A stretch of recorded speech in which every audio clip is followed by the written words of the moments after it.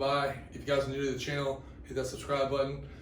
Today we're going to be going over how to do speed reloads on a pistol. So you're in an engagement, your magazine's empty, your slide locks to the rear. I'm going to show you guys some real quick, easy checkpoints to go through for you guys to practice at home and sharpen your skills as a marksman.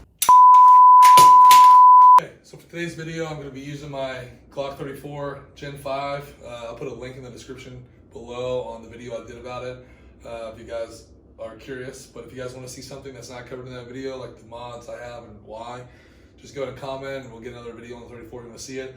I'm also rocking a Crye Precision battle belt.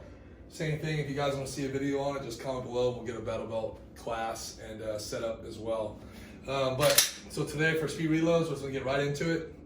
So this is a drill, okay? Remember, there's going to be a lot of flaws and errors that we're going to be doing, some range or training isms, if you will, that we wouldn't do in real life, but we're going to isolate the reload in order to improve our muscle memory and our efficiency, okay? So some of the things I do here today I wouldn't do necessarily in a fight, but this is a way to train muscle memory and isolate certain movements within this drill to perform this task better, okay? So first things first, we're gonna do a warm up. The way I warm up is I just bring my pistol into my working space, and for me, we'll get into this later, but you bring that elbow to that oblique. So I lock the elbow in, and I put my hand on the magazine release, and I just take that magazine out, I touch it to where the magazine holder is, and I just go back and forth. And I just kind of warm up, and I just get that feel of looking into it and sliding in, and you can see it's already getting faster, it's already getting better. You practice driving through, practice sliding it in, driving through, and it's not gonna be good. We're just warming up right now. So you're just getting that good neurological connection, doing it over and over. You want to do that a little bit until you start feeling okay. I'm starting to get pretty smooth, starting to feel pretty good. In the firefight, you hear that click. We're gonna practice dry firing. We're gonna take advantage of the dry firing opportunity that we have. So we'll take that dry fire, click, you realize that you're out, but in real life it would be slide locked. You're going to rotate your pistol into your workspace by tilting it towards you.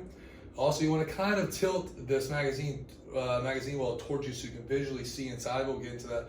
But you want to bring it into your workspace, simultaneously reaching down and reaching for that next magazine, okay? As it's getting here, you want to sink this elbow into your oblique, lock it in, hit the magazine release, let the magazine slide out, pull the next magazine out using your index finger. You want this as like a touch point, a visual point to be able to drive it into the magazine well.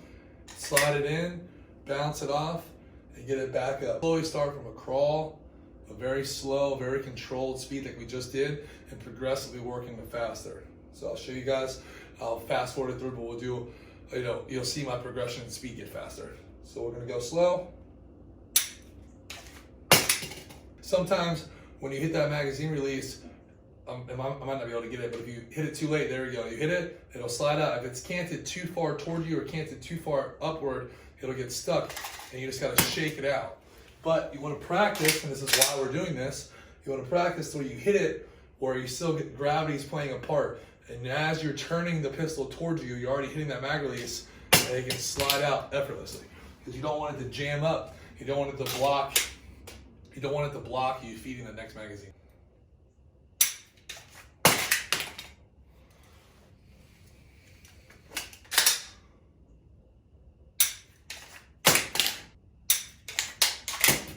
See that? I hit the magazine as it was falling out.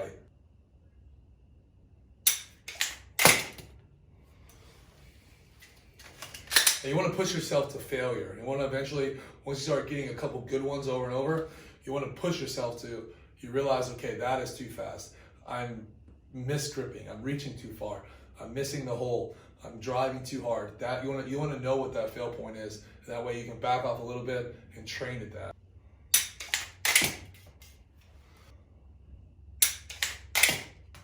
Oh my God.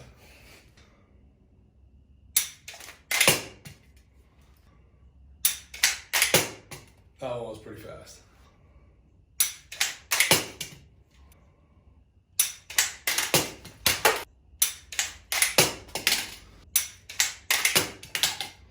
All or we're gonna try to push it. Well, I'm gonna do 3 where I'm gonna push it. I'm probably gonna miss, that's okay. I'm gonna try to reach that limit of failure. We've had some good ones, have some really smooth ones. We're gonna try to do 3 where we just push it as hard as we can. If we get it, we get it. We got good muscle memory practice. If not, we know what our limit is and we can back off a little bit.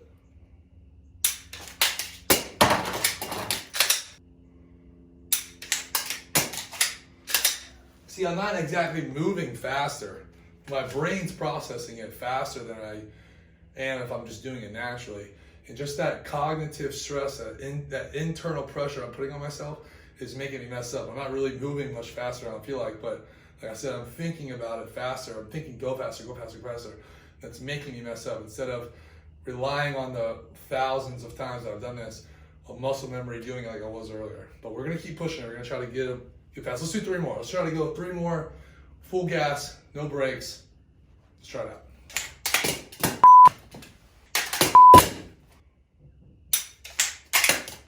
Hey. Hooray! So a couple of mistakes that people will make is you guys are holding your grip too much. As you're going, you guys will try to keep that same strong hand grip.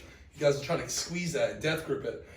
As you're coming, you gotta loosen that grip a little bit so you can rotate the pistol so you can get your thumb on the magazine release.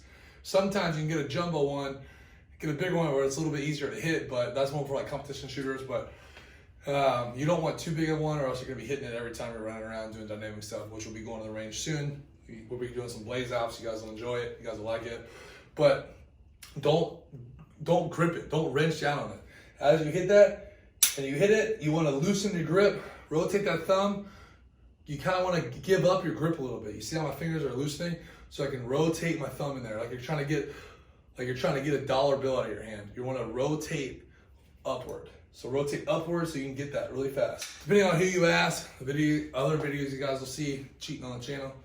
But you guys will see some guys will preach this whole, keep it in your, or keep your up in your workspace, keep your eyes on the target, keep your eyes on the target.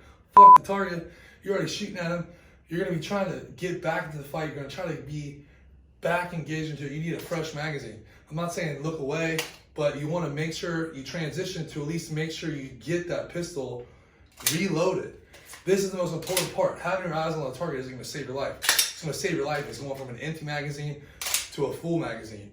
So you're on the target, you want to sink that elbow into your oblique, you want to keep your eyes on the bad guy, but as soon as you go to make connection, you want to look in there, send that magazine home, and get back on the target. Don't listen to these guys that are telling you up in your workspace, eyes on the target. It's bullshit. It's bullshit, it's not practical either. So you're here, you're shooting, bang, bang, rotate it into your workspace, sink that elbow into your oblique, you're looking at the bad guy, you're switching, you look and you send it in. That's gonna be less than like a quarter of a second. As you guys see when we go out to the range, or once we go out to the range, we go on that shot timer, you guys are gonna see all this stuff happens within hundredths of a second, okay? Practice the big movements, isolate. Don't forget to do your warm-up drills. Don't forget to practice going through the motions. Don't be afraid of messing up. Don't be afraid of going slow. Don't be afraid of making mistakes. This is your opportunity to get better. This is your opportunity to train. Because in here, in my garage, it doesn't count. Out there, when you're fighting for your life, fighting on the range, when it's gonna matter. That's what's gonna count. So practice when nobody's watching, okay? If you guys haven't already, like I said, subscribe to the channel. Thanks for stopping by. I'll see you on the range.